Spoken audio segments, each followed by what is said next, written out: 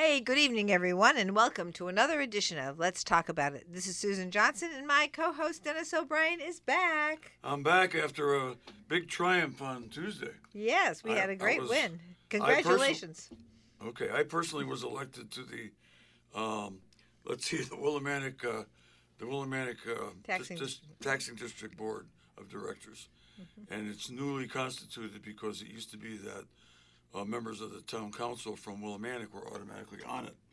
And the charter change that was affected was made a couple of years ago is now fully effective, and so it's going to be all people who are not on the town council, 6 in number. I formerly served on it because I was a town council member, but I'm looking forward to it. It's going to be 6 new people. Well, I'm not new, but I mean I'm making a comeback. Yes, you are. I took 2 years off. I took 2 years off from serving in public office, and I'm back. And Nick DeLise Martinez is back with me. Well, he served on the town council for quite a while. In fact, he was the chairman of the board, and we've got 6 members, and it looks like a good group, and I'm looking forward to it. And I'm also very pleased that my good friend Tom DeVivo, who's done a really fine job as our mayor, was reelected. I am too. By a large margin. I just want to say congratulations to all the Democrats on the Line A. They all won, and I am just very, very proud, and I'm looking forward to working with everybody. And that's one of the things it's really great to be able to work with people, and we'll be able to do a lot of things working together for the town of Windham. So I just want to say congratulations to all, and thank you for everybody who participated in the elections, because your efforts are very, very important getting the turnout up. And so I look forward to working with all the minority candidates as well. And now we have a wonderful guest today. We have Joe Tominelli, who is a senior advisor for Greater Windham Veterans Council, and he does such great work for our veterans. And we have Veterans Day coming up on Saturday. That's November 11th. And thank you so much, Joe, for being on the show with us. Well, thank you very much for having me, Susan and Dennis. I appreciate it. And Windham is full of a rich history of people, and there's no shortage of veterans who have done their part to continue our democracy and to keep us safe and free. Yeah, thank you, and that is great, and it's very, very important for all of us to recognize the veterans who served and helped us stay free, keep our democracy. And so I'm very, very thrilled that we always do a good job of celebrating our veterans. And of course, one person who was back in the day who really did a lot of work every single Veterans Day, every single Memorial Day, was former state representative and former person who sat on the Board of Finance here in town, Andy Carey. Yeah, Andy was Andy set the standard as far as the Greater Windham Veterans Council goes. He had class, and he knew how to do things in a way that preserved people's dignity and brought out the best of our speakers and those who served in our town. It was a pleasure to work with him, and we on the Veterans Council miss him very, very much. I'm sure you do. But why don't you tell us who's serving on the Veterans Council, going through the different people who are there, beginning with the president? Sure. We hold elections every year of the council, and this year our president is Christopher Paulus. He's also the commander at the VFW. Our vice president is Gary Pomo, who likes to say that he's president of Vice, and he does a good job.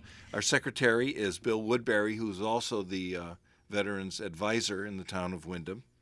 Our treasurer is Ruth Ann Richards, and our chaplain is Dan Reynolds. We also have senior advisees, which I am one. Tom Rickier from the American Legion has joined us, as well as John Morin and Roger Nadeau. So we make up the Veterans Council, and we are able to put together the parade each year and the veteran ceremony, and it is a pleasure to serve with these gentlemen. Well, it's we're absolutely thrilled that you're here to do all that work, because that is a lot of work, whether it's Memorial Day or Veterans Day.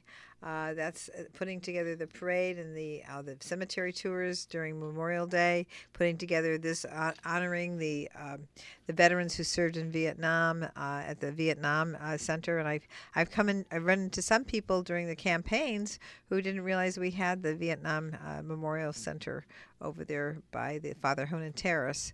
And then going from there over to the Memorial Park at 11 o'clock for the meeting and the recognition of the veterans who served our country. Yeah, there are so many things in Windham that are treasures, Yes. and one of them is the Veterans Greenway. If you haven't been there, it is a place to see and honor those who served. And another one is the Memorial Park, where they have the stone monument and the people who served behind the gates. And I would encourage anybody who hasn't taken a chance to come out and see Veterans Day or Memorial Day to be a part of that. We also have the pilgrimage on Memorial Day, which we go around to all the cemeteries and honor the veterans. And it's actually quite touching to think about the people who both gave their lives, but also those who came back and continue to serve. And I am humbled and honored every year when we do that. And I think I probably hold the record for jumping the highest when they do the gun salute. It always alarms me, but it is also something that's really special. That's interesting that you would say that, because I had never and haven't since fired a gun since my time in the Army. Yeah. And I had never, the first time I ever fired a gun was on the Army rifle ranges. Yeah. And I'll tell you, I was a basketball player when I was young, and I was a very good shot. One thing I could do is shoot that ball through that ring, as the coach used to say. And I was not a good shot with a rifle. Yeah. I qualified, but I did not qualify at the highest level because I was a little bit afraid of the rifle explosion. That, we were firing M1s back in my day. Right. And that was an older rifle that was, I think it was used in Korea. Sure. Might have been World War II, I don't know. Yeah. But anyway, I was in the Army from 1964 to 1966, and I was trained in basic training by World War II vets. Okay. And wow, did they make me appreciate the military. They were such great guys. Yeah. They were tough. And they were tough on me because I needed it. But they changed me and made me a much more mature individual. And I'll tell you, my life changed for the better, thanks to my 2 years in the Army. Yeah, we have 3 children, 2 sons and a daughter, and our 2 sons are in the military. Our son Alexander is in the Navy. He's stationed in Japan right now, and he's on the USS Blue Ridge. And our son Peter is in the Army. He's a first lieutenant, and he works at the helicopter repair squadron in Groton. And Peter ended up being a marksman, which is unusual because we never had guns around our house, and we never had them in our family. And I was thrilled for him when he wrote us a letter home, and he dragged out this process that he had. He was telling us that if he didn't qualify, that he was going to get put back in training, and we had already bought our tickets to his graduation. And so page after page, he's telling us, and then I flunked this time, and then I don't think I made it this time. And he was getting more and more frustrated. And each time my wife was reading the letter, she wasn't letting me have the pages. And I was getting so worked up about this.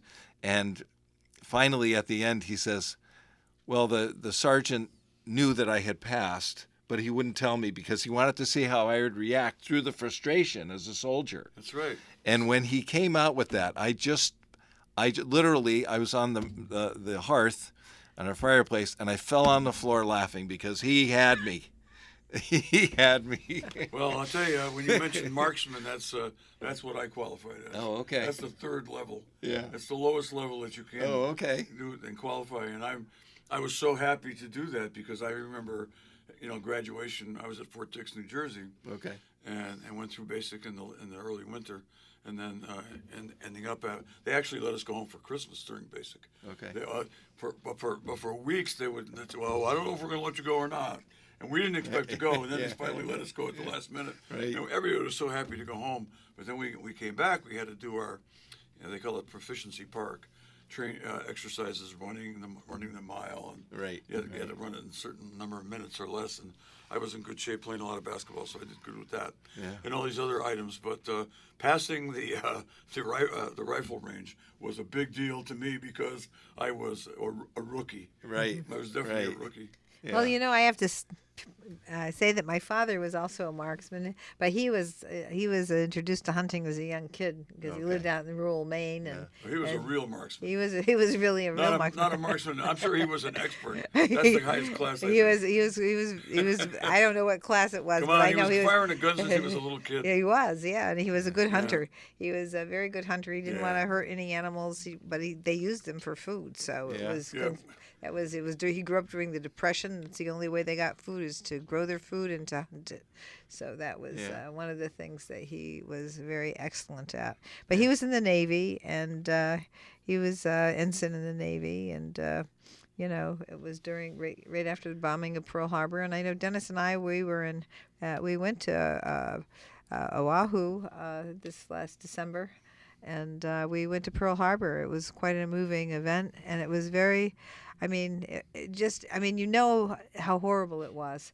But by being there, looking at the history, looking at the slides, being part of the tour, it was just, it was a very moving, moving. Tell our audience what day we were there on. We were there on Pearl Harbor Day. December 7th. Yes, Wow. that's right. right. That's right. We were there to participate in Yes. the ceremony. Yes. And it was so moving. Yes, it And was. I felt I had some, definitely a religious experience. It was just amazing. Yeah. Just being there, where those people gave their lives for our country, and imagining all those planes flying over. It was just so real, and we were right there on that day. Yes, we And were. It was amazing. It was a really amazing time. It was very spiritual. It was something that I think there's a half-hour movie that they give with giving the history and all the things that the soldiers went through, and it was just really, really very, very moving. And I have to say, my brother rarely calls me, but as we're entering the Pearl Harbor area, my brother called me, which was really quite interesting to me. And of course, that's my father. My father was there, and then he passed away just a few years later from probably the exposure to the testing of the atomic bombs and the chemicals of cleaning up the area. With all the area they still haven't been able to clean the entire area up, and there are still several hundred soldiers that are buried under the Arizona. Well, definitely. It is a beautiful spot, though.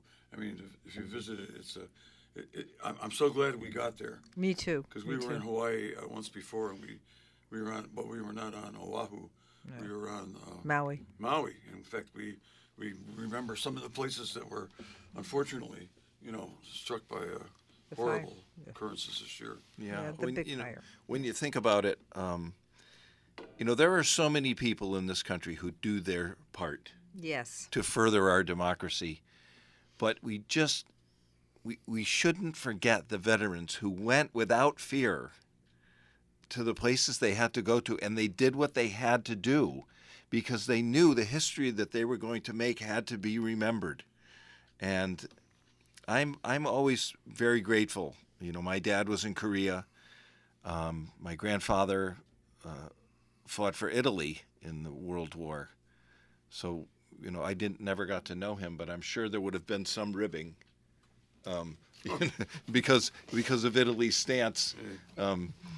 But it's important to remember. My mother is German, and her parents came over from Germany just before World War I, and they passed away when I was probably 15, just around the same time, both of them, and they spoke with a heavy German accent, but they spoke English very well. And always English to me, of course.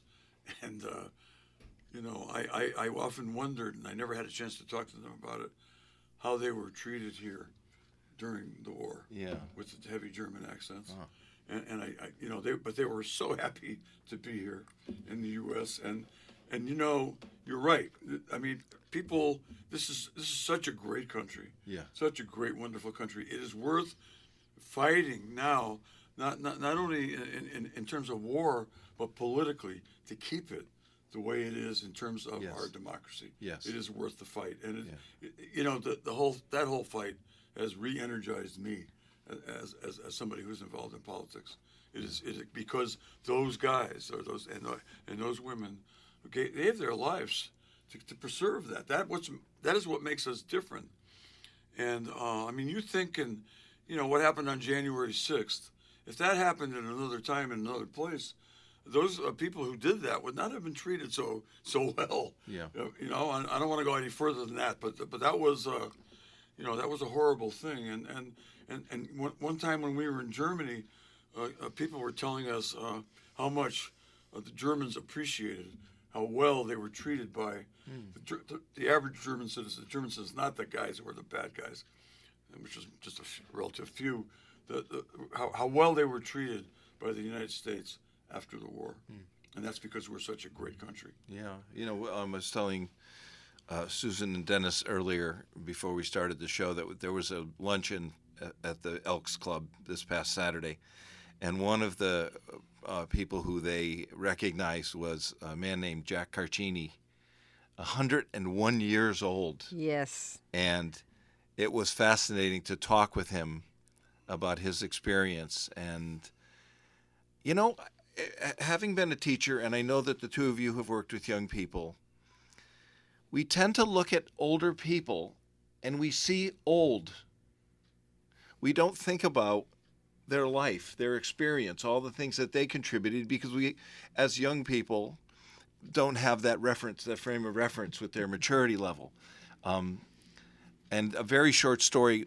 Once my son and daughter and my other son and I were at Holiday Hill, and we saw Lloyd Duff. I don't know if you remember Lloyd Duff.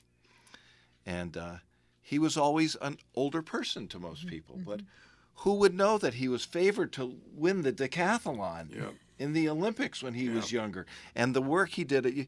And so this man, Jack Carcini, was there, 101 years old, and I wanted 3 hours of his time to ask about his experience, but of course that's coming from someone who's, you know, in their 60s, and I think sometimes we miss out on the opportunity to truly appreciate the veterans that we meet, because we just see them as they are today and not as they were. Well, I think we have to really appreciate all levels of age, right? I mean, you know, we look at the little babies and we think, oh, their little brains are developing and we have to do this. And then as they grow up and they start interacting with the world, we want to make sure that they're trained and educated and that they can participate in some way, whether it's military or in the economy in some way.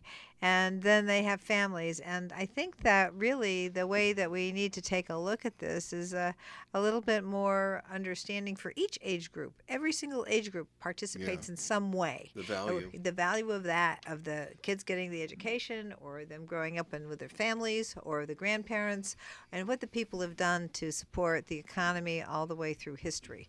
And so, and you take a look at the philosophers. I mean, you know, maybe we don't see them, you know, in the picture when they were, you know, when they were older. Maybe we just see them as in pictures of younger philosophers. But it's just the kind of thing that we really need to kind of take a look at and appreciate how people look all the way through their lives, no matter how old they are. Yeah. Well, things change so fast now. It's different, and you know, especially in terms of like technology, and there's a lot of technology that I don't know, but my grandkids knew when they were 10 or 8, and they could do things with my phone that I never dreamed of doing.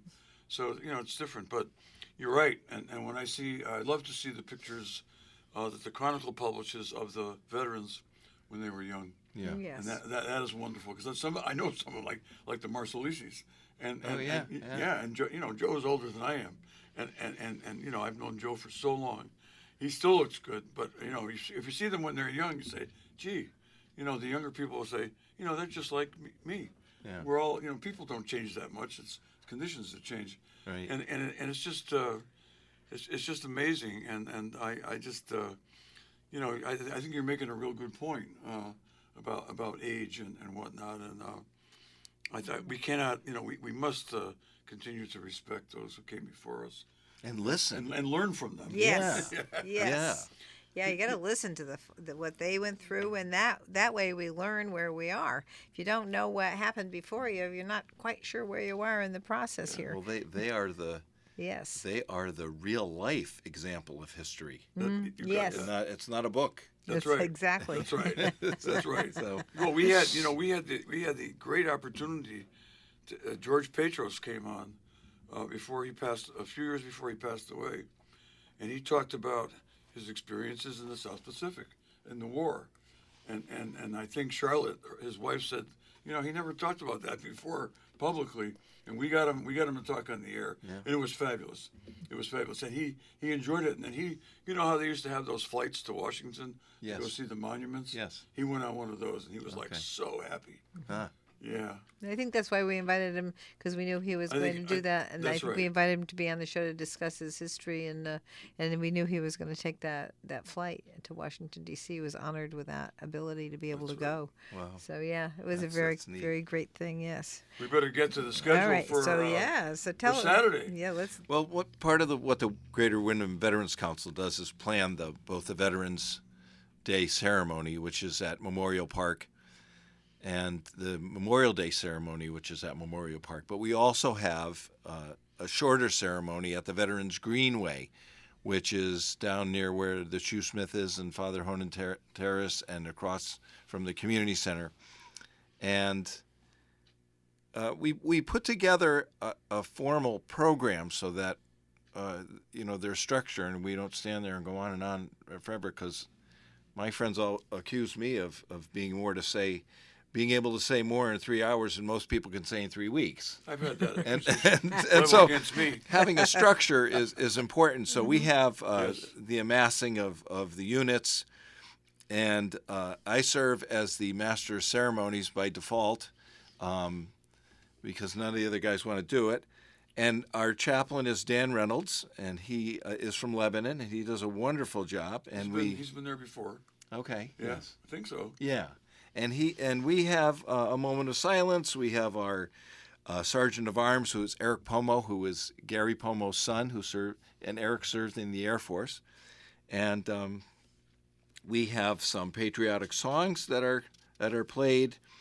We have the recognition of veterans groups in town who recognize the veterans that belong to their groups. And so if one came to the ceremony, they would see the placing of the wreaths and the recognition of the wreaths of the town of Wyndham, the Gold Star Post VFW, James A. Shea American Legion, the Eastern Connecticut Veteran Center, the Wyndham AmVets, the Elks, Pulaski American.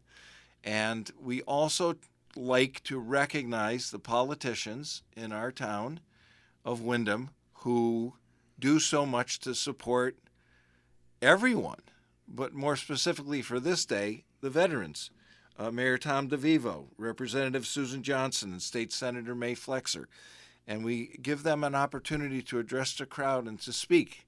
And I think that's very appropriate, and I think it's very valuable. You know, oftentimes you hear people campaigning, or you hear people talking about things they accomplish.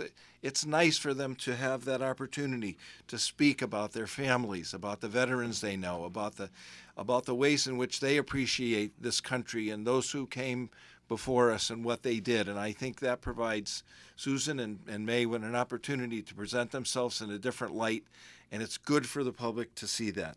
I certainly appreciate being invited to be able to say a few words, to be able to thank the veterans who served our country, the veterans the soldiers who are serving our country today, and make sure that we recognize the people who have made it so that we can get up and speak and that we can have our freedoms. So I do very much appreciate being invited to be part of the ceremony. Yeah, we're glad to have you. One of the things that's proving to be tougher and tougher as the council goes on is finding speakers for because you know, the veterans the older they get, the people pass away, and it's hard to find those who would speak about their experiences because they move away or they're not here any longer. But this year we contacted Joe Courtney's office, and he came up with a speaker who is Mark Shipley. And Mark Shipley is a Navy commander. And so he'll be speaking to us this Veterans Day at Memorial Park at 11 o'clock.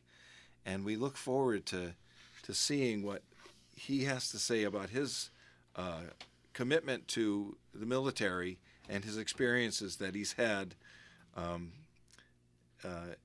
during his time there. And of course, after the parade, we have a lunch at the VFW or the American Legion, depending on who's hosting it. This year, it's at the VFW Post 1724 over near McDonald's and behind the Dollar General that has just gone in. So anyone who participates in the parade is welcome to come and share a hot dog and some chili and some potato chips, and we'd love to have you. Unfortunately, I want to mention this because we have a new high school band director, Tom Pelton, at Windham High School, and he's doing a marvelous job. And I keep in touch with all of the band directors, but Tom has been, he had an influx of new students this year, and he is doing a fantastic job with them. But unfortunately, it's so early in the year that the kids are not ready to be a part of an event like this. So he has asked me to send his regrets to the townspeople of Windham, but with a promise that by Memorial Day they'll have something for us. So while we're disappointed that we can't enjoy the band, we understand, and we look forward to the times when they can join us. Well, I have to say thank you so much for your work as a music teacher and doing the work here at Windham Public Schools and over at the Barrows Academy.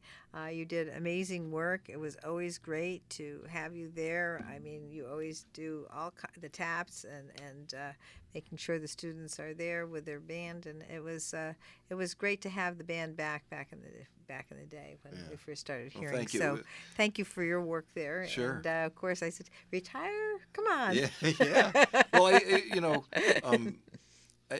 I thought it was important that the kids be involved in something like that and see their community in a different way. There's always different ways to see your community, whether you go into an employment situation as a young person, or whether you're on a sports team, or whether you're in the band and you go to public events, and I try to have the kids see what public service was. Because it takes many shapes and forms. Yes. But this was one that was real to them. So I'm hoping that, along the way they'll continue to think about it. Well, I think also on having the public see the students. A lot of times, if we're not teachers or our kids are grown or we don't have children yet, we don't really know what's going on in the school. We don't have a chance to listen to the band, so to speak. And so it's really, really important, I think, because not only do they understand the community, but the community gets to see them and understand that they're interested in serving and that they're part of that recognition of the veterans, which is very, very important. And I think it's great. I think, even now my daughter's older and I have grandchildren, but just to see our students here at Windham Public Schools, participating in Veterans Day, participating in Memorial Day, those are things that are really quite nice, and it just makes that connection all the more. Yeah. Well, I love music, but I was never steered into it by family. I was steered into playing sports by my dad, and certainly not into firing a gun. Growing up in the city of New Britain, most people I know most boys I knew growing up with were similar. And so I never got into it. But I'm sorry I didn't, because I understand that just like learning a foreign language at an early age, learning a musical instrument or instruments is a great thing for brain development of young children. It is, and I know that this is an aside, but when I was at the University of Connecticut majoring in music, I think there were 20 or 25 of us majoring in music, but only 3 of us went into teaching. Oh. Because at the time, you remember the Computer Processing Institute. Sure. Well, they were coming to the universities and they were recruiting musicians because as musicians, we read signs and notation. Yep. And that transferred to the icons and to all the shortcuts. And so many of the people that I went to college with ended up going into computer programming. So. That's so interesting, and it is very interesting. Brain development with respect to music, math, languages, all those things are great things for brain development. And I've often thought of music as a language in and of itself. Oh, I think so. And, and learning how to process the notes and all that Yeah. is very, very different than a lot of the other stuff that the students do. And speaking of technology, I would like to mention that the town of Wyndham has been very good to the Veterans Council in always putting up our ads on the digital bulletin board, which I think is a terrific thing. I like it. Sometimes I'll get to the stoplight coming over the Yep. Frog Bridge, and my wife will say, the light is green. And I said, but I haven't seen my advertisement yet. And there's people honking their horns behind me, but I want to see my advertisement that I created. Well, I was pleased to see it advertising the election. And, it didn't stay there for more than a minute, maybe 30 seconds, yeah. 45, but it keeps playing over and over and over again. Yeah. And that's a wonderful spot because, the four-way stop there. And people Sure. will look at it. And it's not, it's not very dangerous because people are stopped anyway. Stopped, right. Except for people like you who want to wait until your own ad comes on until you move. Yeah, People yeah. are blowing their horns at you. But I mean, that's just a little comedy here. But that's COMEDY. Anyway, I just wanted to clarify one thing. You mentioned, Joe, that and Susan, you both talked about the wonderful things that you do for the Memorial Day session, and it includes going to the Greenway. Are you going to the Greenway on Saturday? Yes. Okay, so it Yes. starts there. Right. For both Veterans Day and Memorial Day, we meet at 10:30 at the Okay. Greenway, Okay. and we have a ceremony there. Just want to make sure that's clear to people. Yeah, it's very short. Yeah. It's probably maybe 10 minutes, but we do honor the veterans there. Commander Paulus speaks. We have a prayer from Dan Reynolds, and now we have purchased Joe Marsalisi purchased a ceremonial bugle. Oh. I don't know if you're familiar with that, but it's No. well, speaking of technology. If you're familiar with the mute that goes into the bell of the trumpet to make it softer, they've taken that shape and they've turned that into a speaker, and they put a computer chip in it, which has 8 different military calls, and so you can press the button. You turn it on. You press the button, and you hold up the bugle, and it plays taps, and this has been a lifesaver for us because if I can't make it to the pilgrimage, Ruth Ann can do it, Gary can do it, Bill can do it, Dennis could do it, even though you I don't know. you don't think you have musical talent, Well, but I didn't think I could shoot a rifle either. I couldn't, not very well. so we have taps that we play down at the green. We do all the same things, but in a much shorter time frame, and then Yeah. we make our way up to Memorial Park for 11 o'clock. Now, on Veterans Day, we drive to Memorial Park because Veterans Day is a standalone ceremony. There's no marching. Right. We just have our Candy. ceremony, right. And then Memorial Day, we'll go from the Greenway over to the community center and then march up to Memorial Park. So thank you for bringing that up. We do meet at the I just Greenway wanted at to be clear. 10:30 on both holidays. And people can either go there to start or they can go to Memorial Park. Some Oh, yeah, people, yeah. I know I've always gone to the 10:30 ceremony, but there's always people waiting for us to get there Right. at 11 o'clock. So, Right. either or both. Both is best, but not everybody does that. But that's wonderful. And the story you told me about the bugle a few years ago. Oh, okay. I remember that. Yeah, it's That's Yeah, great. I I didn't remember know that that too. Joe. Yes. I didn't Yeah. know that Joe Marsalisi. That was very nice of Joe to do that. He did. You know, a couple of years ago, I played taps perfectly, and I know Yeah, I played it perfectly at all of the cemeteries, and I got to Memorial Park and I made a mess of it. So when he bought the ceremonial bugle, I said, Well, that's swell because now when I don't mind doing the cemeteries, but when you get to Memorial Park, if my lip is shot, I'm going with the technology. You have used it. Yes. Because that's how I found out. Yeah. Because you know what? You used it, and I went over to you. I said, Joe, that was fabulous. And you said, He said, I must admit. And he I told was me, impersonating taps. and you told me about That's great. Impersonating a like bugleist. Milli Vanilli. Well, you're entitled to do that because you can do it. Yeah, it's, And for me, I would. If anybody asked me to do it, I'd say, "No, get somebody else, please." yeah. Yeah. And Nobody would believe it anyway. Speaking of getting someone else, I would like to, as this is a show that goes to the airwaves and to the people of Windham and to the greater Windham area, if there are any veterans out there who would like to get involved in the Greater Windham Veterans Council or the American Legion or the VFW, know that you are welcome and that you can contact the VFW at 17 post 1724 and someone will welcome you, and the American Legion Hall down by Rec Park will welcome you, and we would love to have people join us and help us with the things that we do. So veterans who are out there who are looking to be involved, know that you are welcome. That's wonderful. And can they reach you by the internet? Do you have an email where they might be able to connect with you? Or do they just Google the West Main Street, 1415 West Yeah, Main Street? they should Google the American Legion Hall or the VFW Hall, or they can contact Bill Woodbury, who is the Veterans Advisor for the town of Windham. And if you go on to the town hall, you would find his information, I believe. I think so.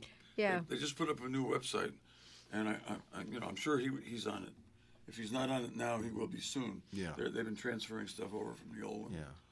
So, And it looks pretty good. and I would be remiss if I didn't mention the Eastern Connecticut Veterans Center on Crescent Street and all the good work that they do, and veterans should know that there are places for them to belong in this town.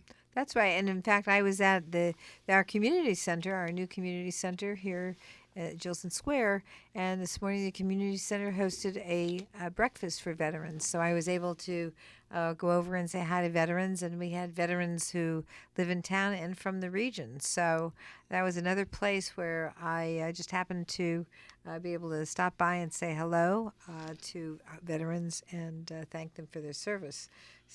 I'm so glad you mentioned the community center. I don't want to digress again, but the community center is a place where everybody goes, old, young, veterans, non-veterans.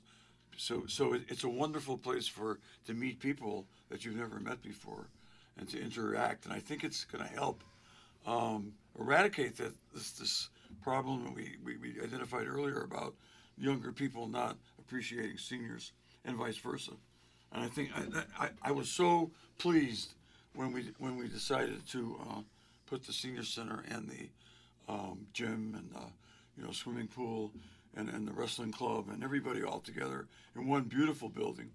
And I think the fact that it's being used now for veterans activities as well is wonderful. Yeah. More and more people. I mean, whenever I go there, there's lots of people there being used. It's a great addition to the community, and I want to thank the town of Windham for that. Sure. I want to thank you as well, because you were a leader on the council back when that happened, but also Mayor DeVivo did a great deal of work in that area as well. So having people working together is the thing that brings people together to community centers like we have now. And it's a beautiful community center, and like you said, it hosts all ages. And I would just happen to drop off some of my materials at the community center just to let people know what we've done for seniors and that sort of thing. But it's given me an idea to, I did a few years ago, I went and talked to the veterans group about all the things that they can access through the states developed for veterans. And one of the things that I think is so unique, and when I was a college student, I wrote a directory on how to obtain the Soldier, Sailors, and Marine Funds funding, and back in the day, and we're only one of 2 states that has the Soldier, Sailors, and Marine Fund that will help veterans with temporary their temporary needs. So it's there's a lot of things here in the state of Connecticut, and you're giving me the inspiration to maybe go out there and present all the things that we can provide for veterans as the state of Connecticut. Sure. Okay, so Joe, we're winding down to the end here. 5 minutes? Fantastic. Oh, wow, that's great. I've talked so much today, and I didn't expect to say anything. I'm running out of things to say, so I'm going to ask Joe to reiterate be. what is happening on Saturday. Well, I Saturday, November 11, of course. yeah, Veterans Day is always 11 at 11. at 11. Yeah. That's right, because that's when the armistice was signed. Yes. Before I do that, I would be remiss if I didn't mention the Elks, because we were Yes. talking about that luncheon that they did, and it was wonderful. But the Elks do a great deal for veterans, and the representation at the parades is always spot on. Just to recap, the Greater Wyndham Veterans Council is in charge with producing the Veterans Day celebration and the Memorial Day celebration in the town of Wyndham each year. And those celebrations take part, as we mentioned, at the Veterans Greenway, which is near the Father Honan Terrace or near the community center, and the Memorial Park, which is near Dairy Queen. And they are wonderful ways which we can recognize and honor our veterans, both the living and the departed. And it is a time for everyone to share in that recognition, and everyone to acknowledge the part that they've played in our society and how they continue to help make this a great country to live in. You know, our veterans have gone overseas, our veterans have fought in wars, our veterans have done their part, but those of you who have stayed home and held down the home, those of you who have stayed home and supported, you know, your elderly parents or people who are sick in your family, you've all made a difference like that. But we would ask that you, if you are able, to come and take time and recognize veterans with us and be with us and help us to make it a special day for everyone. That's wonderful. And, you know, our veterans protect us internationally. They protect our homeland right here. They protect us from things. And the world knows. The world knows we have a wonderful military. The world knows that our veterans and that our soldiers that are serving right now, they protect us. They protect us from all kinds of problems that other countries can't stop. And so because we have such a wonderful military here in the United States, this is something that we have to recognize that keeps us safe. And we can't thank the people who served and the people who are serving enough for that protection, that safety. And as well, I'm thinking right now about this talk show Yes, and the freedom of speech that we share yes. because of the way we have handled ourselves as a country, the way we have continued the good work that our forefathers started. And I would hope, I would think that they would be very proud of what we've done. I think so. I think that's why they serve. That's why people sign up for the military. They sign up because they want to serve the country. They have a huge focus on making sure that our country is safe and that the people here are safe. Again, it's Saturday's the big day. It's November 11th, which is a Veterans Day every year, and the festivities start at 10:30 10:30. over at the Veterans Green. Veterans Greenway, Yeah. right near Father Honan Village. It's actually on Jackson Street, I believe, corner Jackson and what's that street that runs by Milk? Milk. Okay, it's a beautiful site, and you'll meet if you go there, you'll meet lots of wonderful people who respect and understand and cherish what veterans have done for our country. Yeah. And at least among them is Joe here, who has done a wonderful job. Thank you. Taking over, trying to fill the void left by Andy Carey, Yeah. who led the way for so many years. He did. And Joe Tominelli is he's our Andy Carey now. and you're doing a great job. Just, Thank you. Having you on, I mean, you come on this show, you've been on the Wayne Norman show, spreading the word, and keeping the faith and making sure that people don't forget the veterans. Well, thank you very much for not only including me, but all the ways that you support not only the town of Wyndham, but the people in it and what you stand for and how you make it possible for us to do what we do because of that support. Thank you very much. Oh, well, you're very welcome. It's an honor and a privilege to be able to do that, and it's something that we really enjoy very, very much. It's part of the things that make us feel very, very happy and connected with the community, and that's just how we roll, right, Dennis? That's another reason why we love WILI. WILI is a real community asset. Yes. Yeah. And I know there are folks who once in a while will complain about the WILI, they'll complain about the Chronicle, and I say, you know what? If they left, you would miss them dearly. Absolutely. Because they provide a lot of information, a lot of opportunities for people to, talk on the air, to write letters to the editor, and it's wonderful to have a local radio station, AM and FM, and now as we know, WILI AM is on FM as well, 95.3 FM. and 14 AM. Right. And I have to just say, local news, local people here, we connect with the community. We are very, very lucky to be in a community where we have local radio, local news. We have that opportunity here. It keeps us connected. And it's one of the things that I hope that the rest of the country can follow our lead and stay local. And we're also very lucky on this show to have Mr. Matt Rupar as our producer. All right, Producing Matt. this show, Yes. doing a wonderful job for WILI. And not only this show, but a lot of the shows All that, the shows, Colin Rice, over 20 years ago, came up with the idea for evening talk shows by volunteers. Right. I mean, we're volunteers. And, That's what we are. We have Matt Rupar to do it for us because I can't operate that board. We need Matt. Matt's the producer. Thank Can't you, do it Matt. without Matt. All right, Thank Matt. you, Matt. Anytime you guys. Okay. All right. We love And a that. big thank you to Joe Tominelli for appearing on the show with us, and we're hoping to see all of you over at the Greenway and later on at the Memorial Park for the Veterans Day occasion. And On Saturday the 11th. Saturday, November 11th. Okay. And let's hope the weather is good, as Yes. good as it can be this time of year. And we're gonna have to. I'm gonna give Wayno a call and see what he can do. Absolutely. I'm sure he knows. Yeah. I'm sure he knows, because I know you have appeared with Wayno many Yeah. times as well. Yeah. Okay, and not only have you done it as in your role as a veteran, but also as a musician. Sure. I know you've played Sure. music on the air. Yeah. And yesterday, was it yesterday or was it this morning? Bruce John was on. This morning. This It was morning. wonderful. What a great Wonderful. show. Wow, that Yeah. was a great show. I loved hearing Oh, Bruce wow. John. Great. Yeah, I praised him for it on yeah. Facebook today. Yeah. Anyway, thank you everybody for listening, and we will be back next week with another great show. Thank you so much.